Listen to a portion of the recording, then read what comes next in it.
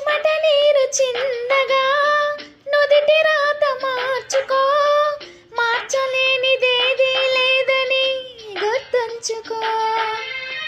పిడికిలి బిగించగా చేతి గీత మార్చుకో, మారిపోని కథలే లేవని గమనించుకో. తోచినట్టుగా అందరి రాతలు బ్రహ్మే రాస్తాడు, నచ్చినట్టుగా నీ తల రాతను